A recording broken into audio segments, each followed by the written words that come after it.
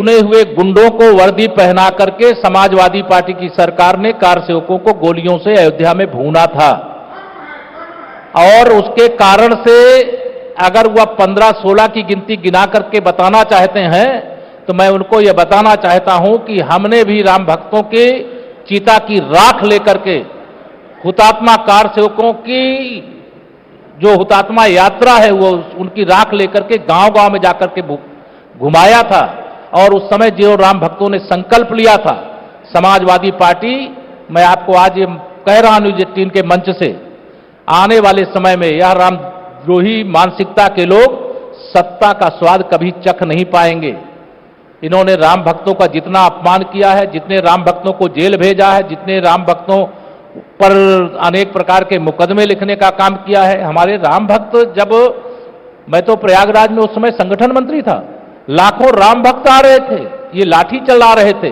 आज हमारी सरकार है, मोदी जी के नेतृत्व में देश में सरकार है, डबल इंजन की सरकार, सपा की सरकार में राम भक्त लाठी खा रहे थे, गोली खा रहे थे, जेल जा रहे थे। आज उनका स्वागत हो रहा है, सत्कार हो रहा है, उन पर फूल बरसाए जा रहे हैं। ये अंतर होता है और इनके ये इस प्रकार की झूठी बयानबाजी से राम भक्तों की जो इन्होंने निर्मम हत्या की थी अयोध्या की धरती पर, उसके लिए कभी माफ नहीं किया जाएगा। आपने बोला कि निर्मम हत्या करी, लेकिन अब आपकी सरकार को 7 साल हो गए, आपने उस पर जांच क्यों नहीं बिठाई? ये सवाल खड़ा होगा। देखिए, वो जांच बिठाने का सवाल नहीं है, क्योंकि हम तो एक राम भक्त के नाते, मैं नहीं, मेरे जैसे लाखों की संख्या में राम भक्त, वहां पूज्य संत मेरे पूज्य अशोक सिंघल जी तो 30 अक्टूबर 90 को उस ढांचे के पास जो रामलला के जन्मस्थान पर खड़ा किया गया था वहां पहुंच भी गए थे बड़ी संख्या में कार सेवकों के साथ।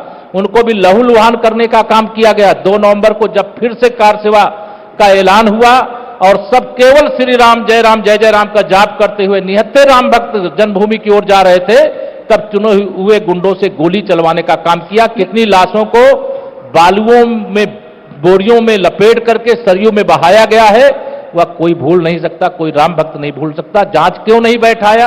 या 1990 और 2017 में बड़ा अंतर आ गया था और जो चीजें सब वहां के अयोध्या का एक एक नागरिक जानता है, एक एक कारसेवक जानता है कि जांच की जरूरत नहीं है। एक सवाल पूछने का मेरा बहुत मन कर रहा है और मैं पूछ लेता हूं आपसे।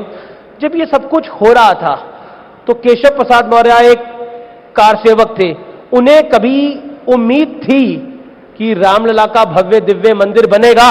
और दिल पे हाथ रख के, वो बजरंग बाण में कहते हैं ना, तो है शपथ राम की, सच बोलिएगा।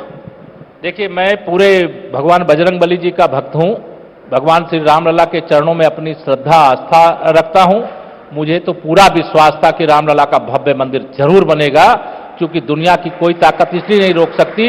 मेरे पूज्य अशोक सिंघल जी आज इस धरती पे नहीं है, वो श्वेत वस्त्रधारी संत पूरे आंदोलन के सेनापति थे। हमारे अनेक पूज्य साधु संत उसका हिस्सा थे और उन्होंने सामर्थ गुरु रामदास जी ने जिस विजय महामंत्र के जाप से छत्रपति शिवाजी महाराज की अगुवाई में हिंदू साम्राज्य की स्थापना की, वह विजय महामंत्र श्री राम जय राम का था और उस मंत्र को पूरे भारत ने जपा, पूरी दुनिया ने जपा।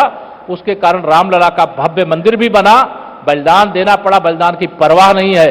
अभी भी अनेक राम भक्त अगर राम के लिए जान देने की जरूरत हो तो आज भी करोड़ों राम भक्त लाइन लगा देंगे, लेकिन रामलला का आज भव्य मंदिर बन गया, इसका हमें गर्व है और मुझे विश्वास था कि एक न एक दिन बनेगा। यह विश्वास नहीं था कि इतनी जल्दी बनेगा, लेकिन माननीय नरेंद्र मोदी जी के नेतृत्व में देश में सरकार बनी, इसलिए हम ढांचा गिरते हुए भी देख पाए और रामलला का मंदिर